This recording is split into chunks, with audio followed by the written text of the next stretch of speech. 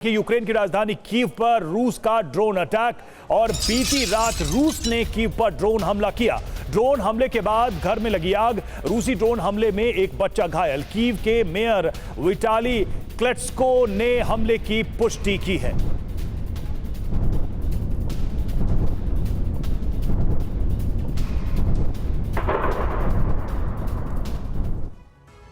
और इस बीच देखिए एक बड़ी खबर यह भी आ रही है कि डोनेट्स्क में रूसी सैन्य काफिले पर हमला हो गया है।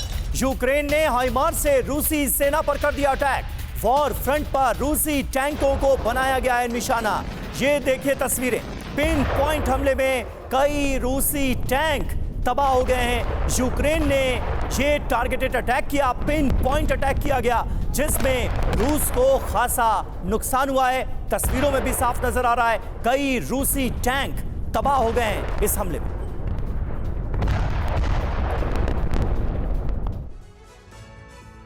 और रूस की एटमी ताकत या परमाणु हथियार की बात करें तो 5,889 परमाणु हथियार इनके पास हैं और लंबी दूरी के परमाणु हथियार 4,380 हैं। अलग अलग जगहों पर तैनात है। 1,710 लोकेशंस की बात करें तो यहां पर तैनाती है इनकी। एटमी बैलिस्टिक मिसाइल 870 इनकी संख्या। परमाणु बम वर्षक की बात करें, बॉम्बर्स की बात करें 580 बॉम्बर्स हैं और पनडुब्बी से लॉन्च जो मिसाइल हो सकती हैं वो 640 है। ये है रूस की ताकत जिसका जिक्र थोड़ी देर पहले मनीष भी कर रहे थे। अब संजय भारद्वाज सर, एक चीज जो है यहां पर कुल मिलाकर अगर देखा जाए तो हमारे जो दूसरे गेस्ट हैं उन्होंने भी यही कहा कि परमाणु युद्ध तो नहीं, लेकिन उसके भय का जरूर विस्तार हो रहा है। दुनिया कैसे बदलेगी रूस अगर वाकई में इस गंभीर कदम को उठाने की तरफ धीरे धीरे आगे बढ़ रहा है तो कहां कितना दबाव आप देख पाते हैं अमेरिका से लेकर पश्चिम देशों और दूसरे देशों पर? देखिए, दो तीन बातें साफ है कि न्यूक्लियर बम का निर्माण हुआ तो उसे एक न्यूक्लियर पॉलिसी बनी कि भाई डिटरेंस उसका एक मकसद था और नो फर्स्ट यूज़ की एक बात थी कि हम नहीं करेंगे। इस तरीके की पॉलिसीज़ कंट्री लेके आए।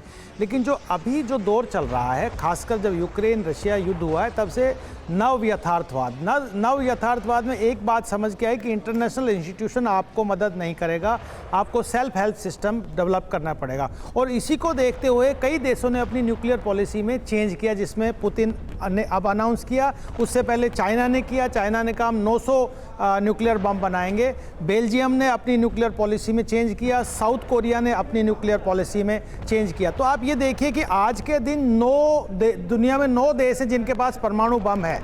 लेकिन आप क्रिप्टो जो न्यूक्लियर कंट्रीज़ हैं, क्रिप्टो मतलब जहाँ पे प्लेस किए गए हैं डिफरेंट कंट्रीज़ में न्यूक्लियर परमाणु देशों ने, वो 32 के लगभग है। तो आप ये देखिए कि 32 देश पूरी तरह से परमाणु हथियारों से लैस है। तो अगर तबाही होगी जो कि आप सर्वाइवल की, म्यूचुअल अश्योर्ड सर्वाइवल की बजाय आप जाएंगे म्यूचुअल अश्योर्ड डिस्ट्रक्शन की तरफ, जो मेरे पहले पैनलिस्ट कह रहे थे।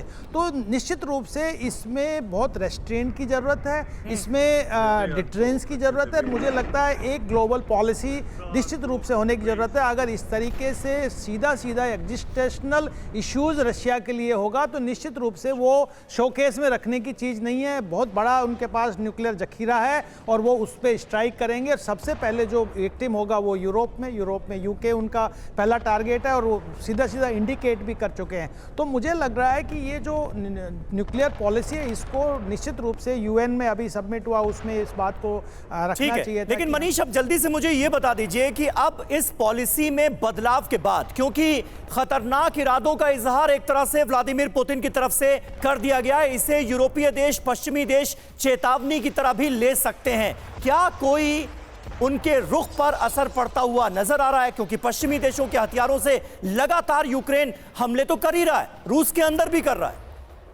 देखिए, ऐसा लगता है कि पश्चिमी देशों को अपने लीडरशिप से ज्यादा पुतिन पर भरोसा है कि पुतिन परमाणु बम का इस्तेमाल नहीं करेंगे। जबकि पुतिन एक बात कहते हैं कि मैं उस दुनिया का क्या करूंगा जहां पर रूस ही नहीं होगा।